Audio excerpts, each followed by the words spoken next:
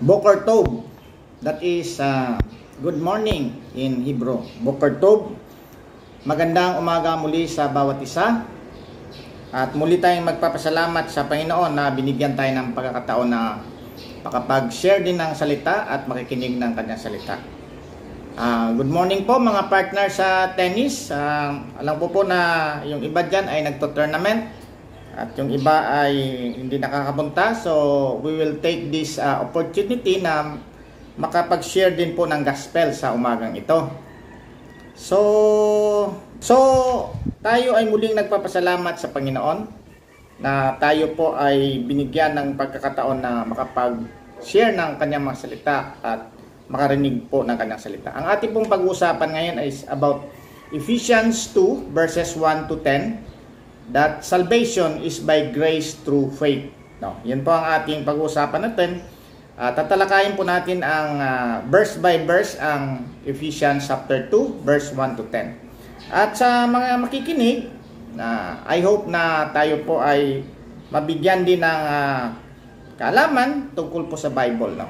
So habang inaantay po natin mga pumapasok na mga magjo-join sa Facebook Live na to, ay gusto ko pong ibahagi ang magandang balita ng kaligtasan kasi po sa ating pagre-review o mamaya po sa ating pagre-review nito, maumpisahan po natin ito sa simula. So gusto lang ipakita na ng ating pong gospel is about Jesus Christ, na si Jesus Christ po ay talagang tunay na Diyos na nagkatawang tao.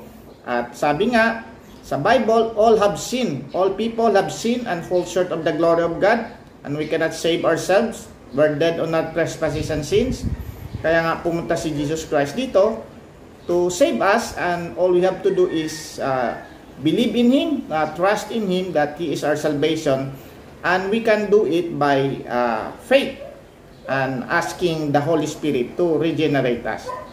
So that is the main message ng gospel. At ngayon po ay tatalakayin po natin ang pinaka verse, no? Mayroon pong mga tinatawag na power verses, at dito po sa ating babasahin ngayon na Ephesians 2 1 to 10 ay nandun po yung power verse na yung parang sinasabi, for by grace you have been saved through faith, and that not of yourselves. It is a gift of God, not by works, so that nobody could boast. For we are His workmanship, created in Christ Jesus, for good works which God prepared beforehand that we should walk in them. That is one of the powerful verses na nasa Biblia, at matatagpuan po yan sa ating nasa. So I hope po na matalakay po natin ito sa panahon nito, at nagpapasalamat tayo sa Panginoon sa biyaya na binigay sa atin.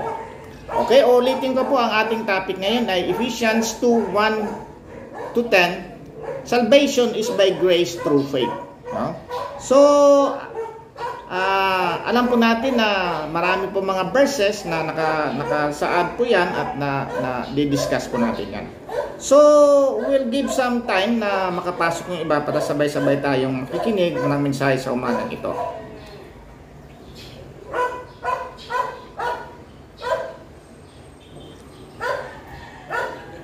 1, 2, 3, 4, 5. I hope na ang Facebook nito ay synchronized at maayos po ang sounds later on. Okay po, ang ating pong babasahin ngayon ay Ephesians 2, 1 to 10. No? Dito po natin tatalakayin verse by verse ang ating pong pag-uusapan natin ngayon sa umagang ito, that salvation is by grace through faith. Okay, let us begin.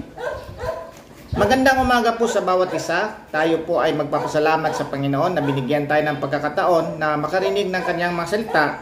Alam po natin na hindi po aksidente ang ating pagkapasok dito o pagkikinig nito, kasi ito ay hinanda na ng Panginoon bago pa ang pundasyon ng daigdig na to, upang marireveal sa atin ang magandang balita ng kaligtasan, at sa awa ng Diyos tayo ay maniniwala sa Kanya at lumapit sa Kanya upang tayo po ay maligtas.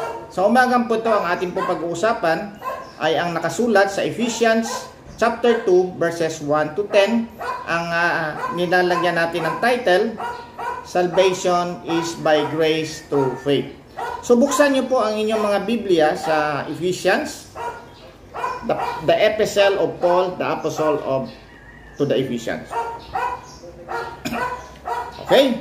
Ephesians chapter 2 verse 1. Ito po sa New King James Version. Ang title po na nakalagay dito sa aking subtitle ay By Grace Through Faith.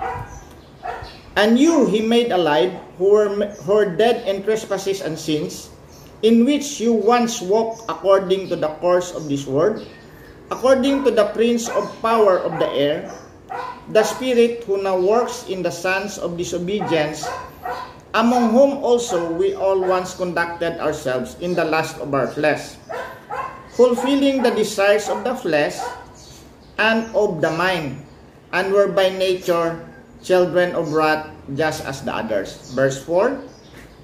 But God, who is rich in mercy, because of His great love with which He loved us, even when we were dead in trespasses, and made us alive together with Christ, by grace you have been saved, and raised us up together, and made us sit together in the heavenly places in Christ Jesus, that in the ages to come He might show the exceedingly riches of His grace in His kindness toward us in Christ Jesus.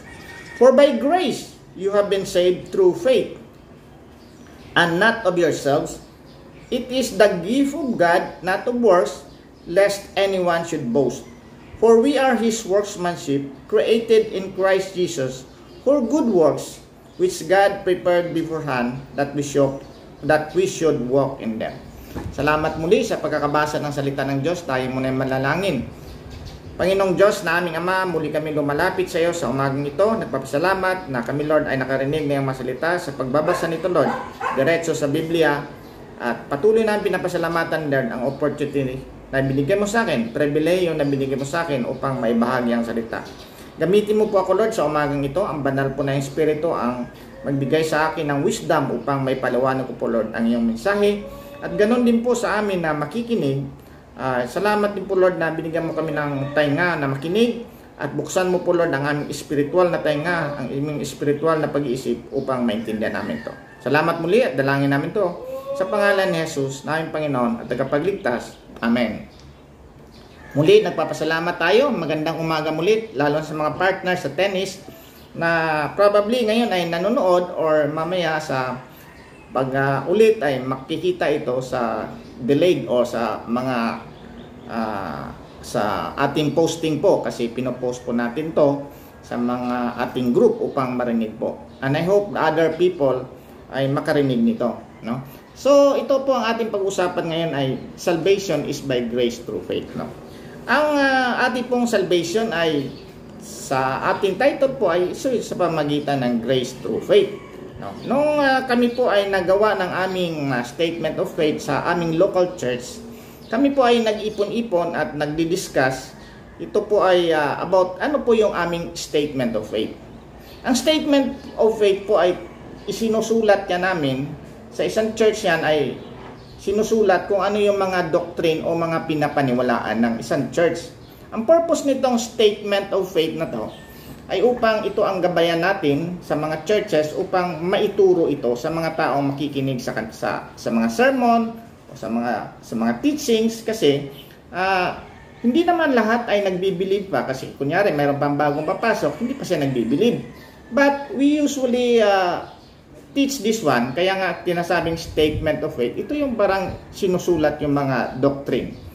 And one of the doctrine doon ay parang ano ba talaga ang ating kaligtasan? Paano tayo makakakamit ng ating kaligtasan? So, sa parang discussion po ay lumalabas na talaga ang pinaka backdraft talaga ng discussion ay faith versus work, no? Yan ang pinaka backdraft doon kasi marami pong naniniwala mga ibang simbahan na ang ating kaligtasan, lahat ng mga religion except Christianity ay naniniwala na ang ating salvation is by faith only and not by works, no? In fact, more specifically, not by faith plus works but by faith only.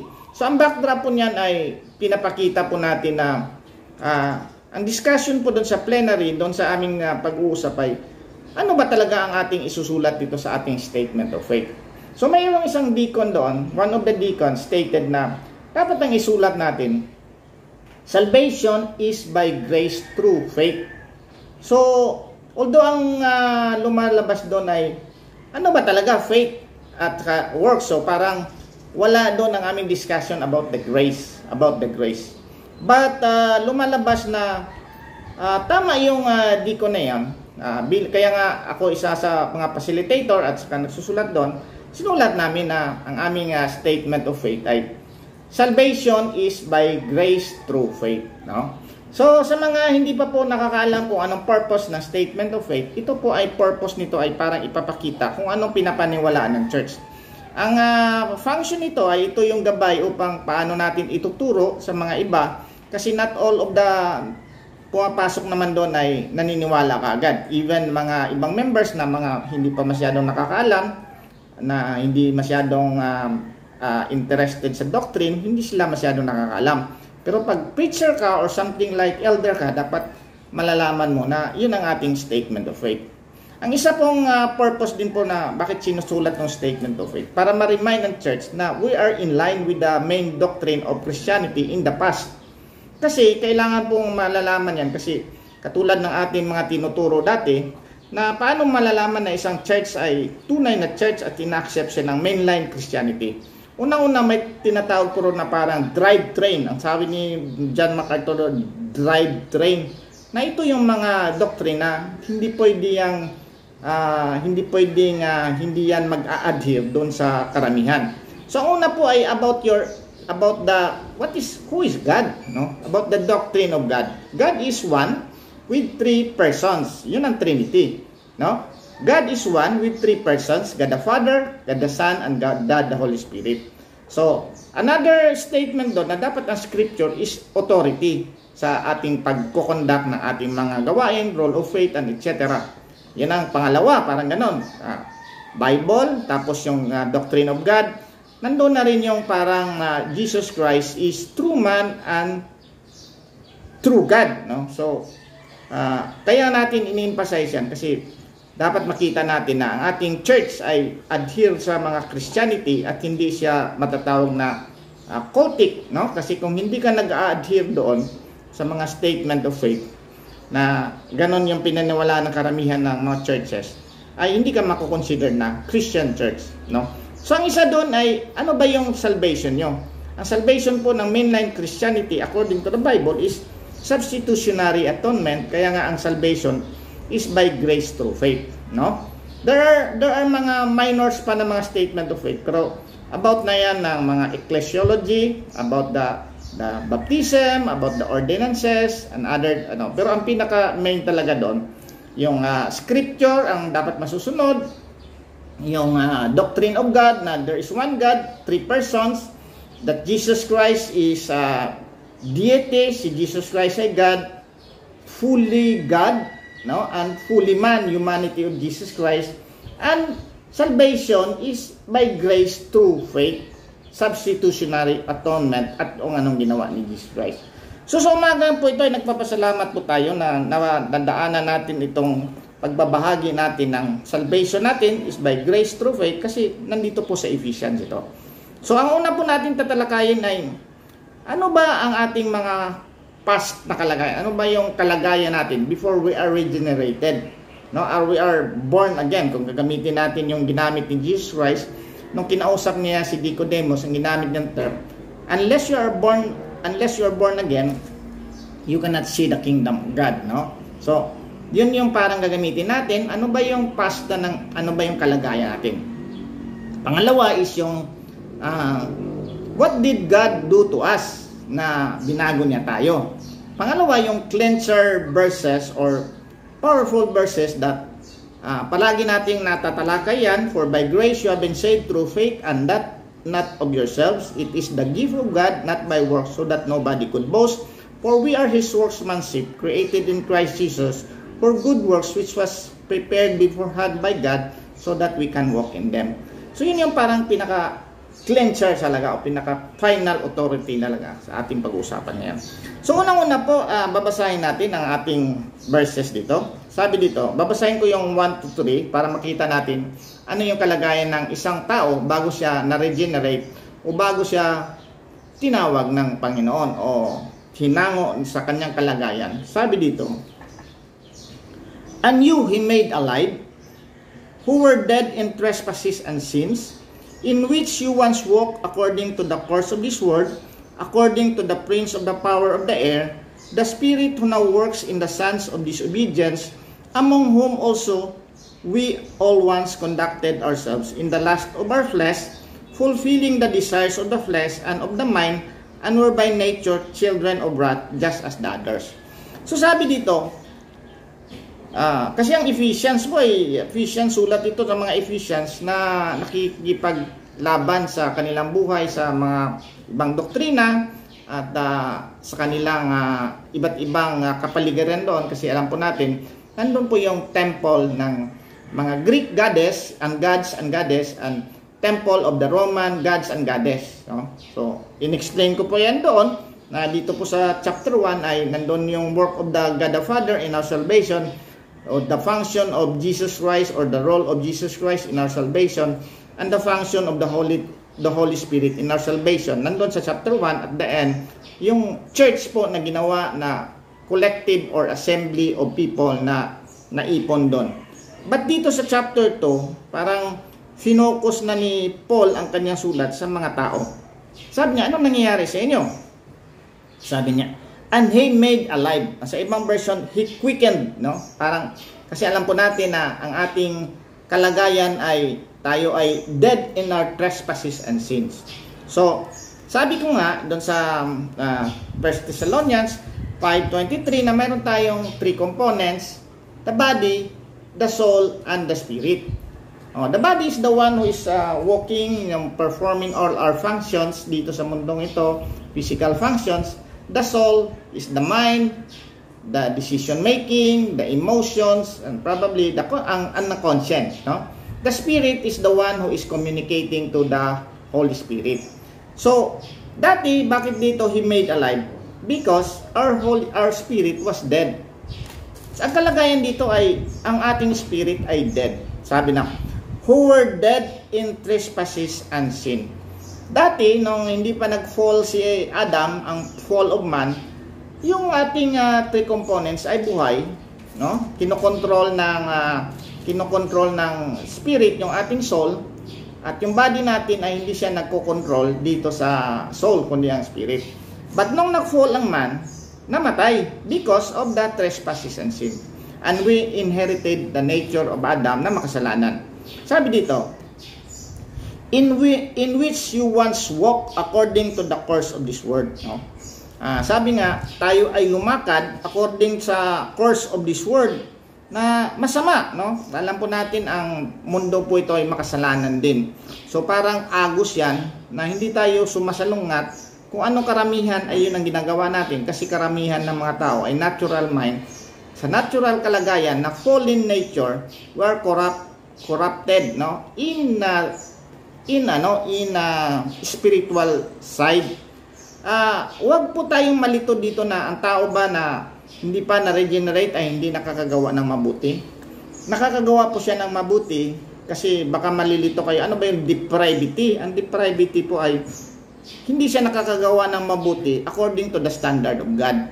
But he can be moral, he can be good to others, can perform good works na magbe-benefit yung iba.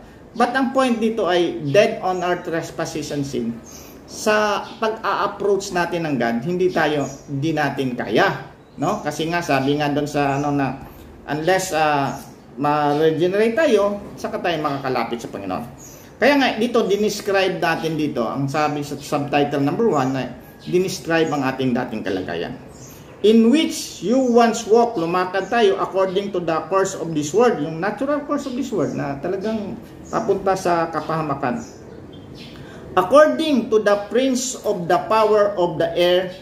Yung prince of the power of the air, ito yung parang ito yung nagko-control sa mundong ito, kasi sabi nga dito sa 2 Corinthians 4:4, sabi dito sa 2 Corinthians 4, na tayo po ay napaharian, no? Naharian. Sabi dito 4:3.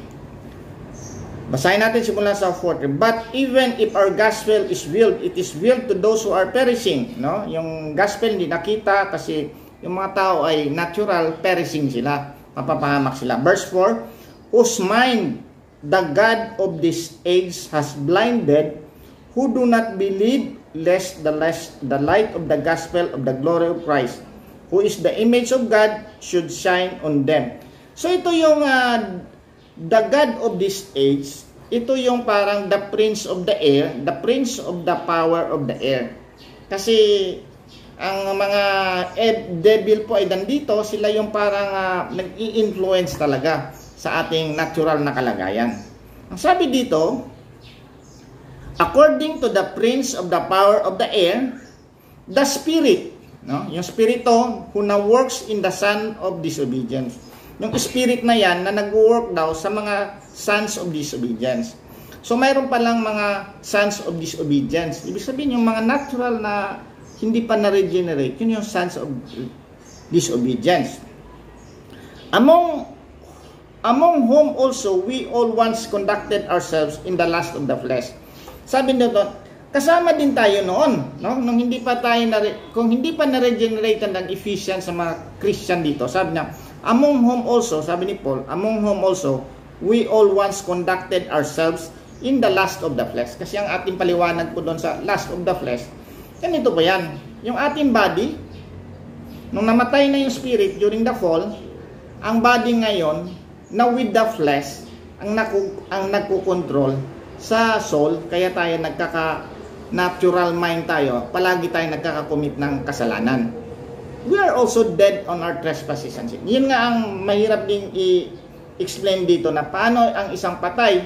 Patay siya in terms of spiritually, but he can walk according to the nature of this word, to the course of this word. Patay siya sa kanyang parang quote-unquote, patay siya na hindi siya makalapit dun sa Panginoon, pero buhay siya sa paggawa ng mga hindi kalugod-lugod sa Panginoon. Ang natural tendency niya ay hindi talaga siya lumalapit sa Panginoon. No? Whom also we are once conducted in the lust of the flesh. Kasi yung ating flesh yan. Yung body natin, mayroon yung component na flesh. The lust of the flesh, kaya nga doon, the lust of the eye, yung sa paningin natin, sa ating pag-uugali, at saka yung pride natin. Yung the lust of the flesh yan. Yun yung nagbibigay talaga sa atin ng natural corrupted na in terms of spiritually, no? Huwag nating isipin na isang tao na unregenerated ay hindi siya nakakagawa ng mabuti. In fact, maraming mga depraved, D-E-P-R-A-V-E, depraved, na ang ibig sabihin ng depraved, hindi ito ibig sabihin na hindi nakakagawa ng mabuti. Nakakagawa ito ng mabuti in terms of moral, in terms of other, sa mga worldly temporary things lang, but hindi ito ang nakakasatisfy sa Panginoon. Hindi ito nakakapasa sa requirement ng Panginoon kasi ang kanyang walang ang good works ito sa perspective ng Panginoon kasi mayroon mga motive, mayroong self pride na puno ng kasalanan. So, sabi dito, fulfilling the desires of the flesh and of the mind. Kasi yung mind natin, yung soul natin, naapektuhan na yan ng training ng ating flesh, no? Kasi yung ating spirit, which is communicating to God, supposed to be, patay pa yan, dead on trespasses. So, palagi tayong tuloy-tuloy tayo sa kasalanan. Ito yung in-emphasize ni Paul dito, na ito yung kalagayan. And we're by nature, children of wrath. No? Matindi ito. Children of wrath. Ang ibig sabihin, children of wrath. Tayo ngayon ang wrath ng Panginoon kasi mayroon pong attribute ang Panginoon na wrath na hindi masyadong ini-emphasize yan sa mga sermon, na ang wrath, ang galit talaga ng Panginoon doon sa mga makasalanang tao, no? Makasalanang tao. So, marami po tayong mga attributes ng God na katulad ng love, mercy, grace, pero mayroon siyang isang attribute na wrath na kung hindi mabago yung tao na yan, siya ay mapapahamak at ang ating nga doon ay kalaban tayo ng God. Kalaban tayo ng God when we are not yet in the presence of current team ng God, ng kingdom of God. Kalaban tayo ng God, no? In fact, sabi natin, hindi ba lahat ng tao ay sons of God? Hindi po siya sons of God, lahat ng tao. They're only created by God, but not all of sons of God. We only become a sons of God when we believe on the Lord Jesus Christ. Kasi sabi dito sa John 1, ang sabi dito sa John 1 na paano tayo nagiging anak ng Panginoon, no? Sabi sa John 1, but as many as receive Him, yung nag-receive kay Jesus Christ, kasi nireject nga si Jesus Christ sa kanyang mga tao, sa kanyang mga yung kanyang mga kakampi, yung parang kanyang mga bayan, no? But as many as receive Him, to them He give the right to become children of God, to those who believe in His name, who were born not of blood, nor of the will of the flesh, nor of the will of man, but of God. So before, we are enemies of God and children of wrath tayo. So inahintay lang natin na maubos na yung pasyensya ng Panginoon, ng kanyang long suffering, yung kanyang pagpipigil. At kung wala pa rin tayong mangyayari sa atin, diretso tayo doon sa dagat-dagatang apoy and we'll have eternal death. Yun ang pinakamalungkot, mga partners, mga kapatid. Kasi ito yung kalagayan ng mga Ephesians na mga tao before sila na-regenerate. Ngayon, pupunta tayo sa second. What did God do to these unregenerated persons, sa Ephesians person? Nire-remind ni Paul, ganito yan. But God, who is rich in mercy. So, binanggit dito yung mercy, another attribute of God ito, mercy. Ang mercy ay hindi dapat tayo ay mapalo, dapat tayo maparusahan, pero hindi tayo pinarasahan. Yan ang mercy, no? But God, who is rich in mercy, because of His great love, mayroon na ulit isang attribute ang God dito, because of His great love with which He loved us, even when we were dead in trespasses, made us alive together with Christ. No? Sabi when we were dead in trespasses, kaya nga sabi sa Romans 5:8, ang sabi sa Romans 5:8 na, this is how God demonstrate His love in this, while we were still yet sinners, God died for us. Ganun ang pag-ibig ng Panginoon sa atin. While we were yet sinners, Christ died for us. Sabi for Romans 5:8, ang sabi sa Romans 5:8, but God demonstrate His love toward us in that while we were still sinners, Christ died for us. So, kung babalikan natin ito dito sa ating binasa, even when we were dead in trespasses, made us alive. Kaya nga doon sa una, He quickened, He made us alive. Ngayon, open parenthesis, sabi, by grace you have been saved. So, pumapasok na ulit yung pumapasok na pero dinadahan-dahan pa ni Paul. Open parenthesis, close parenthesis, by grace you have been saved. By grace you have been saved. No? Mayroon doon mercy, love, grace. No? Apat na attributes ng God. Kanina, yung wrath of God. Pero in the other side, mayroon siyang mercy, mayroon siyang love, mayroon siyang grace. So, sabi dito, and raised us up together with, and made us sit together in the heavenly places in Christ Jesus, that in the ages to come, He might show the exceedingly riches of His grace in His kindness towards us in Jesus Christ. Sabi lang, hindi lang tayo inahon sa ating pagkapatay, no? Kasi alam po natin na ang ating pong body, when we believe on the Lord Jesus Christ, yung ating body na puno ng flesh yan dati, na crucified na yan kay Christ. Crucified with Christ sa Romans 6. So, ni-raise din tayo, ni-raise yan, parang nalibing na yan, yung old body, ni-raise na yan. Hindi lamang dito, kundi kasama doon exceedingly, no? Parang heavenly places. Sabi, and raised us up together and made us sit together in the heavenly places in Christ Jesus. Alam po natin, we are co-heir with Jesus Christ. Kung anong mamana ni Jesus Christ, yun din ang mamana natin. Kasi co-heir nga tayo, tagapagmana tayo kasama natin si Jesus Christ. Ngayon, tayo din ay tayo din ay pinaupo doon sa kung saan nakaupo si Jesus Christ in heavenly places.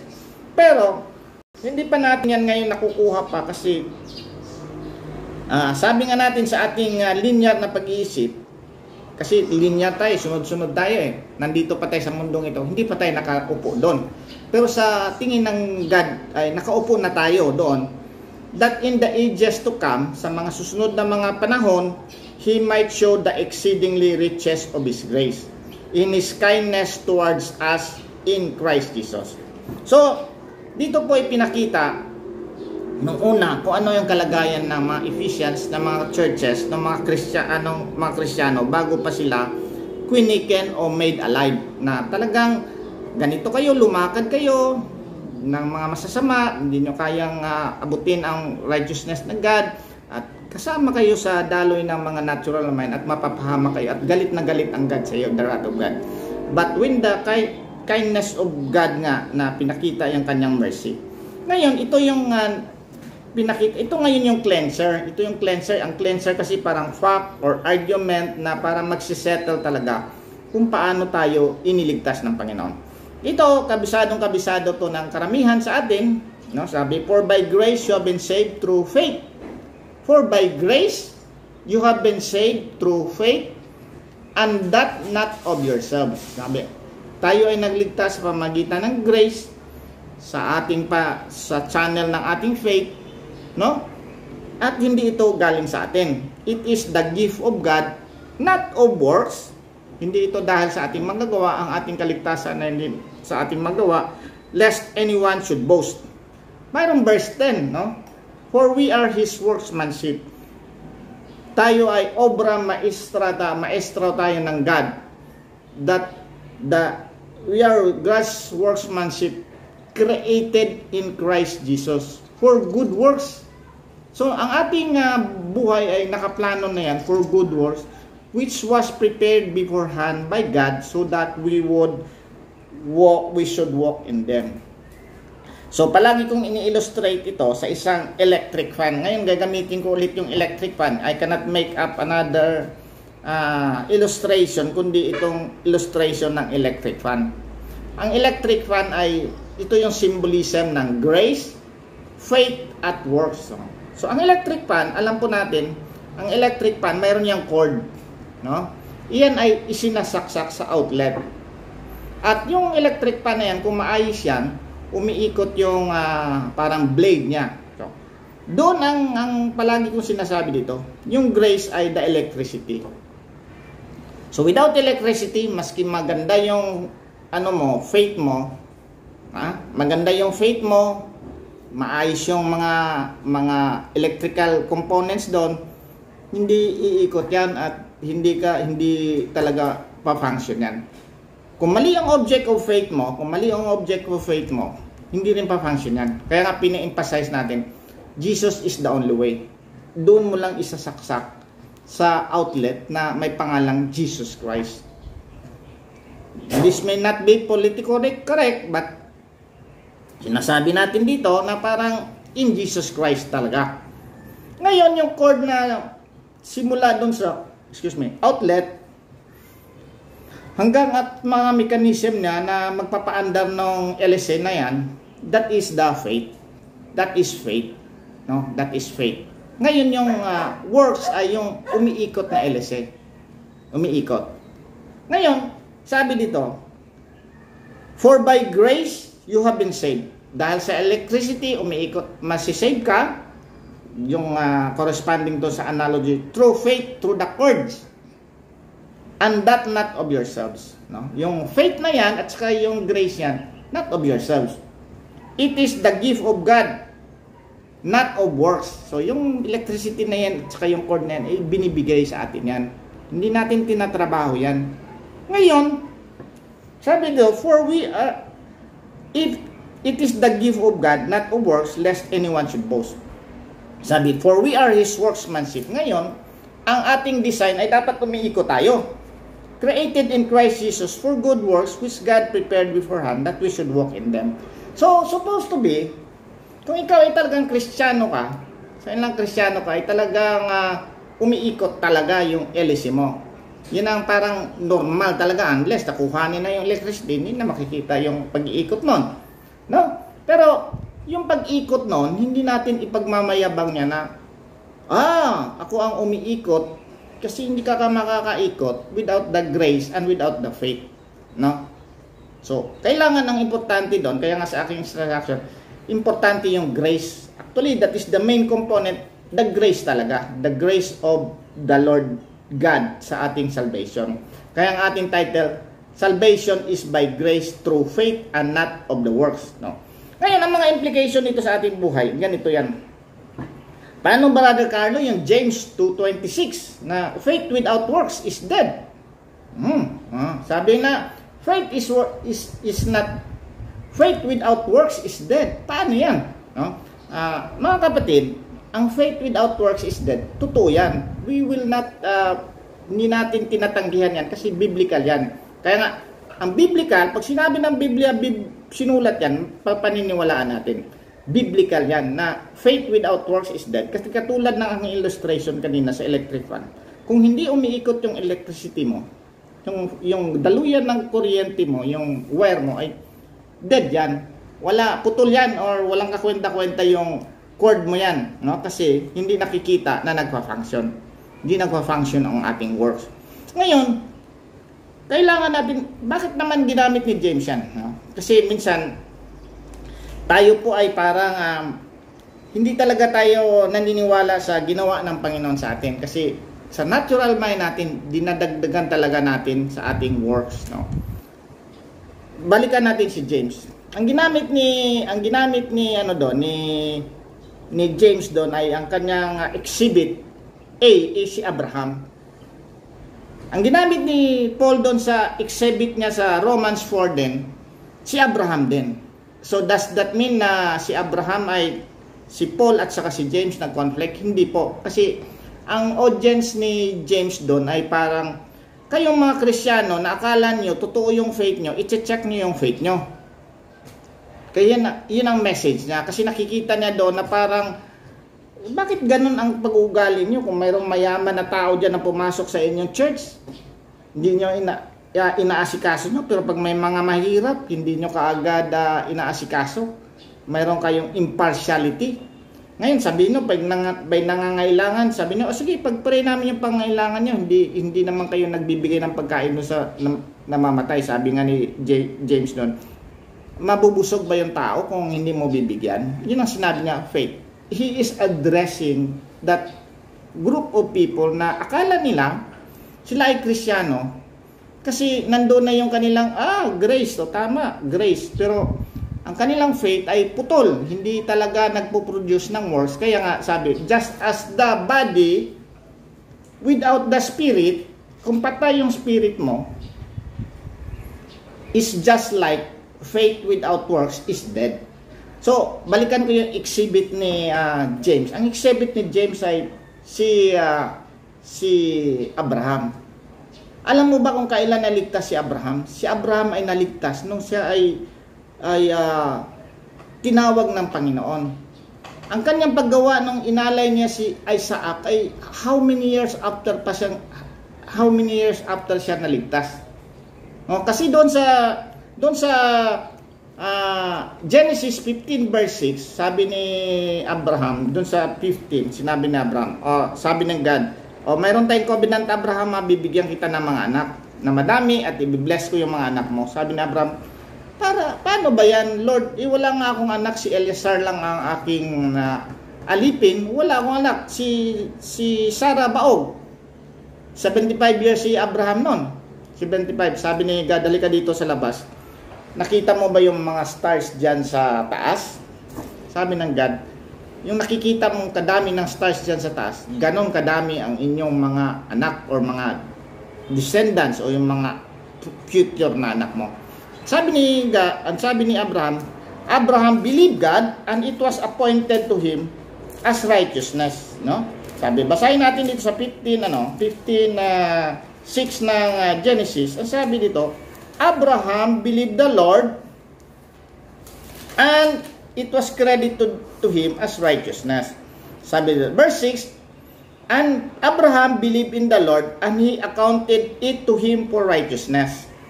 So, doon sa Romans 4:5, sabi doon na ligtas din kasi ginamit ni Paul si Abraham na exhibit din doon sa Romans 4. Nag-believe si Abraham at he was accounted as righteousness. Kailan niya inalay si Isaac? Kailan niya inalay? 100 years siya nanganak. So 100 years old si Abraham nanganak. Na-save siya 75 years old. Nanganak si Abraham kay Sarah, si Isaac 100 years old. 50 na. Ilumaki pa yun si Isaac ng konti kasi hindi naman niya pwedeng ialay yung baby. Yung sa chapter 22 ng Genesis, saka lang inalay ni Abraham. Chapter 15, na-save na si Abraham. Chapter 22 pa niya inalay si Isaac. How many years? 15 plus. Lagay natin sa Isaac ay 12 or 10. O di 25. 75 years old. Pinanganak, 125.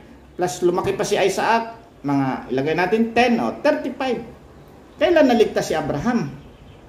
Si Abraham ay naligtas 35 years after siya na-save. Si Abraham ay inalay niya si Isaac 35 years after pa siya bago siya naligtas. So, babasahin natin dito sa Romans 4, no? Kasi sabi dito sa Romans 4:5. What shall we say that Abraham our father has found according to the flesh? For if Abraham was justified by works, sabi dito sa 4:2 ng Romans, he has something to boast about, but not before God. For what does the scripture say? Sabi na, kinote ni Paul yung Genesis 15:6. Abraham believed God, and it was accounted to him for righteousness. Not to him who works, the wages are not counted as grace but as death. But to him who does not work but believe on him who justifies the ungodly, his faith is accounted for righteousness. Ganun din, mayroon din example dito si David, pero hindi na natin papakita si David. Kasi ang in-exhibit ni James, si Abraham ay in-exhibit din ni Paul. Pero ang mahirap sa atin po dito ay parang balikan natin yung ating verse, no? Kasi natin ang verse. Bakit ang hirap po natin tanggapin ito? Dapat napakahirap pong tanggapin ng ating kaligtasan ay by grace of God yan, through our faith only, and not by our works. Kasi ang tao po ay mayroon pong depravity. Ang ibig po sa depravity, ayaw talaga niyang lumapit sa Panginoon. Ayaw niyang lumapit sa Panginoon. He cannot please God. Sabi nga, the natural mind cannot please God. Sabi dito sa Romans 8:7. Sabi dito sa Romans 8:7 to 8. To be carnally minded is death, but to be spiritually minded is life and peace. Because the carnal mind, the unregenerated mind, the carnal mind yan is enmity, kalaban against God. Yung enmity, yung kukontra talaga yan against God. For it is not subject to the law of God, nor indeed can be. So then those who are in the flesh cannot please God. That is depravity. Kaya tayo nahihirapan dito kasi sabi nga ni Charles Haddon Spurgeon, kung nag-declare tayo na ang ating kaligtasan by grace through faith, di ba maganda na yan sa atin na mga makasalanan? Hindi na tayo magtatrabaho eh. At ang assumption natin, kung gano'n nga na ibibigyan tayo ng Panginoon ng grace na langga at maliligtas tayo, advantage sa ating mga kasalanan yan. Pero, hindi natin matatanggap. Hindi natin matatanggap because of depravity of man. Depravity of man na talagang ayaw natin. Kung sabi nga Sir Haddon Spurgeon, kung tuturuan ko kayo na gagamit na lang tayo ng parang similar din. Sabi nga, kung tuturuan ko kayo na kung kayo ay makapunta sa Israel at kayo maliligtas, siguro magsisimula na kayo mag-ipon daw ngayon at pipilitin yung makapunta sa Israel. Kasi may trabaho dun eh. Mayroong parang kasama kang contribution eh. Pero kung sinabi ko sa iyo, you have to believe on the Lord Jesus Christ and you will be saved, you will not acknowledge that. At hahanapan mo ng mga butas yan. So, bakit natin tinatanggihan ito? Kaya nga minsan parang, about may isa palang footnote din, parang pero mahaba ito. Ang covenant of works ay simula lamang yan sa Genesis 1:1 hanggang Genesis 3:14. Nung nagka-fall na si Adan, yung meron na doon Genesis 3:15. This is pro-evangel, no? This is pro-evangel, pro-evangel, P-R-O-T, evangel, no? Ito yung Genesis 15. Babalikan ko yung ano ko lang, isingit ko lang to. Sabi dito, ang ating covenant of works ay simula sa Genesis 1 hanggang Genesis 3:14. Pero after 3:15, mayroon ng pro-evangel. Sabi dito. Sabi ito sa 3:15 ng Genesis. And I will put enmity between you and the woman, and between your seed and her seed. He shall bruise your head, and you shall bruise his heel. Ito yung P-R-O-T, evangel. Ito yung parang ebanghelyo, the gospel na sinimulan nandito sa 3:15. Na parang mayroong isang babae and siya mga anak, ang seed niya ay si Jesus Christ yan. At si Jesus Christ ay he shall bruise your head and you shall bruise his heel. Kaya nga si Jesus Christ ay mamamatay. Akala na-bruise lang ng Satan yung hell niya, pero hindi talaga totally namatay si Jesus Christ. Natalo niya ang devil kasi he shall crush your head. So doon sa cross, that is the parang pinaka-ultimate talaga na natalo talaga ang kamatayan, ang kasalanan natalo because of Jesus Christ. Ngayon po, bakit ayaw natin matanggap ito? Kasi hindi tayo parang yung nga sa James, isang verse lang ang ating doon na faith without works is dead. Yan. The man is justified not by works but by faith, but by faith. Na sabi doon sa justified by works and not by faith alone, no? So, pero hindi natin pinag-aaralan na simula sa Genesis 3:15 hanggang dito sa Revelations 22:21 ay nandoon yung grasya ng Panginoon na ino-offer sa atin. Pero dahil nga sa ating depravity, imbis na may contract ng Panginoon, parang baliktad nga ang pag-isip ng mga tao ngayon eh. Kunyari ikaw may contract ka sa isang mayaman, sabihin ng mayaman, ito, bibigyan kita ng 1 million. Dapat iniipon mo yung mga fine prints na yan, at yun ang ipipresent mo doon sa contracting parties mo. Ang ginawa natin, imbis na pabor sa atin, because of our depraved mind, ayaw natin, hinahanapan natin ang butas. So, imbis na, babasahin ko sa inyo parang mga powerful verses. Diba? Yung binasa natin ng for by grace you have been saved through faith, and that not of yourselves. It is the gift of God, not of works, so that nobody could boast. For we are His workmanship, created in Christ Jesus for good works, which was prepared beforehand that we should walk in them. So, imbes na i-emphasize natin yan, parang hanapin natin, di ba may works doon? Ang works nga doon, gawa din ng Panginoon yan, yung works na naka-prepare na sa atin. Isa pang power verses, halimbawa sa Titus 3:4 and 5. Ang sabi sa Titus 3:4 and 5, ganito.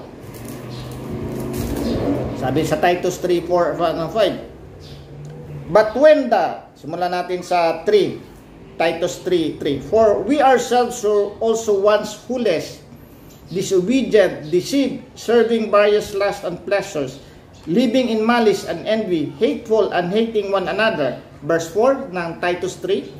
But when the kindness and the love of God our Savior toward man appeared, not by works of righteousness which we have done, but according to His mercy, He saved us through the washing of regeneration and renewing of the Holy Spirit, whom He poured out on us abundantly through Jesus Christ our Savior, that having been justified by His grace, we should become heirs according to the hope of eternity.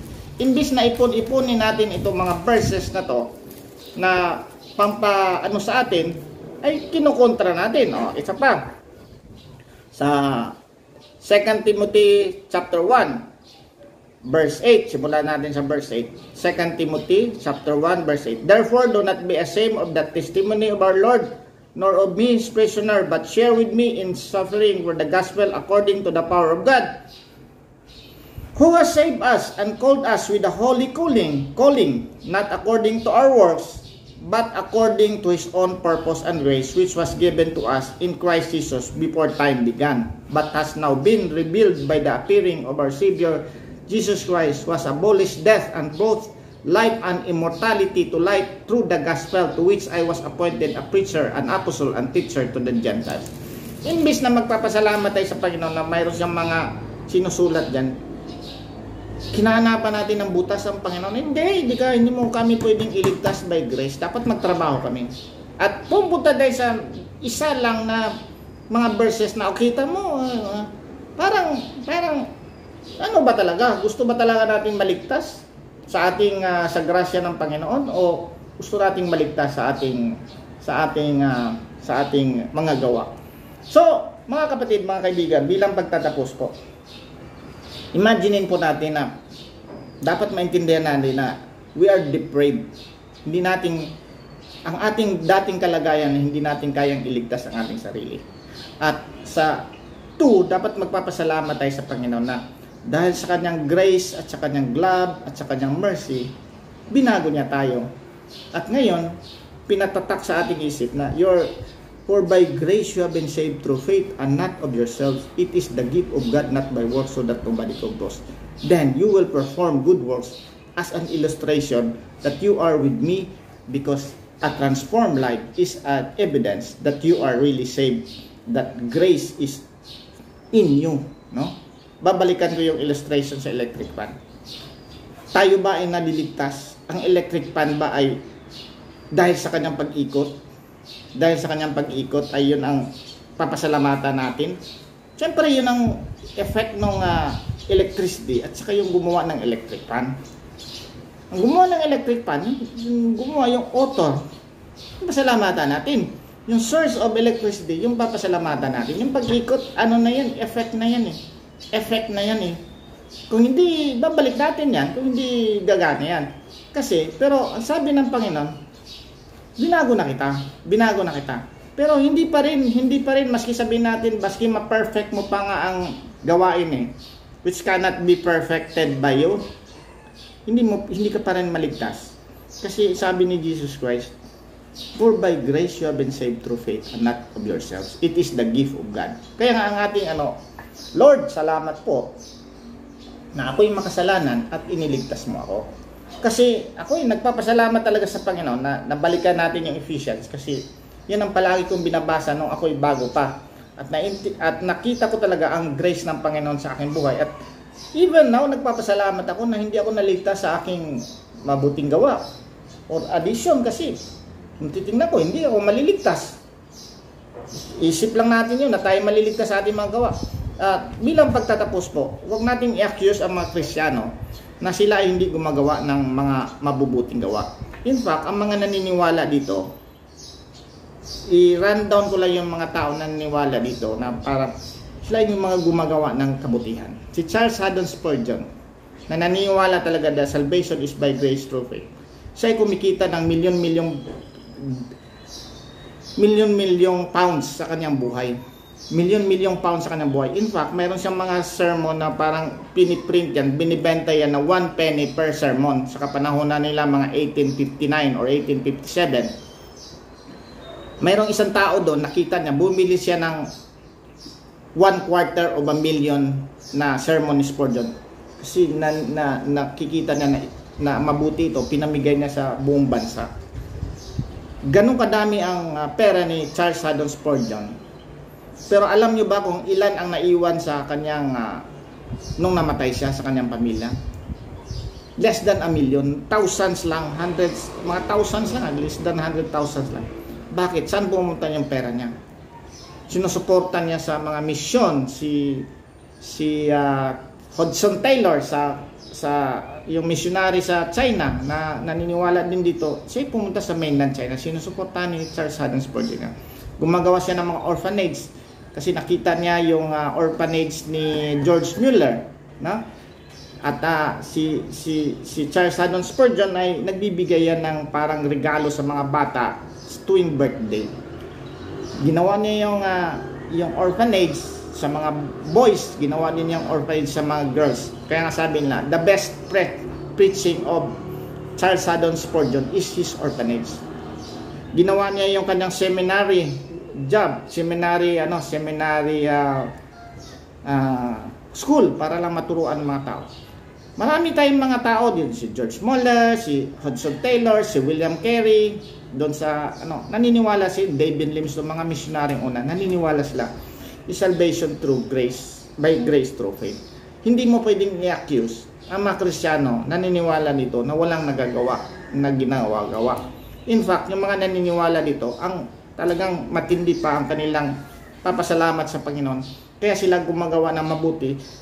Binuhos nila ang kanilang buhay para lang to explain the gospel to all people. At binuhos nila ang kanilang mga resources para lang mapakita na talagang ito yung ginawa ng God sa kanila. Hindi nila ina-abuse ito. This cannot be abused. Kasi kung i-abuse mo yan, you don't know the grace of God. Mga kapatid, mga kaibigan, mga partners, kung ito ay stumbling block sa iyo, na parang ayaw ko niyan kasi nagtuturo yan siya na may work sa aking kaligtasan, it's up to you. It's a stumbling block to you. Continue on what you will do. Pero kung ikaw ay binuksan ng Panginoon na ang iyong kaligtasan na hindi galing sa iyo, kundi awa ng God yan sa iyo, kaya ikaw nagligtas, sana tanggapin mo si Jesus at magpasalamat ka sa kay Jesus. Ngayon, magsimula ka rin magsisi sa kasalanan kasi papakita sa iyo na makasalanan ka at wala kang magawa kundi magsisi sa kasalanan kasi hindi ka nakakabuti yan sa iyo at sa Panginoon. At sabi nga, we are God's workmanship created in Christ Jesus for good works which He prepared beforehand that we should walk in them. I hope na itong doctrine na to ay hindi maging stumbling block sa'yo na ayaw ko niyan kasi wala pala kayong ginagawa na mabuti. Ginagawa na mabuti, but we are not a Christian. Difference ng Christian na gumagawa ng mabuti, hindi na ko ni-consider na yung kanyang ginawa ng mabuti ay contributory factor sa kanyang salvation. Because he believed that his salvation is by grace through faith alone. Sabi nga, believe on the Lord Jesus Christ and you will be saved. Yun po ang pinakaano dito, na believe on the Lord Jesus Christ and you will be saved. Let us pray. Panginoong Diyos na aming Ama, kami po ay lumalapit sa iyo. Nagpapasalamat na ibinigay mo sa amin ang sulat ni Pablo sa taga-Epeso na kami Lord ay maliligtas sa pamamagitan ng grasya sa iyong mercy, grasya sa pamamagitan ng aming pananampalataya at hindi sa gawa upang hindi kami magmamalaki. Ngunit alam po namin Lord na ang kabutihan na aming nagagawa ay resulta ng iyong ginawa sa amin upang maipakita sa mga tao na kami Lord ay may glory mo Lord at refleksyon sa iyong buhay Lord. Lord, i-bless mo Lord ang makikinig nito Lord. Bless mo sila Lord na sila din po Lord ay maniniwala sa iyong ginawa na ikaw na tunay na Diyos ay nagkatawang tao upang iligtas kami kasi hindi namin kayang iligtas ang aming sarili sa mga kapahamakan na to.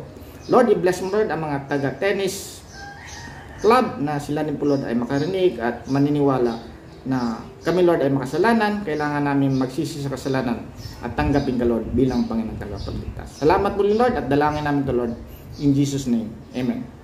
God bless po.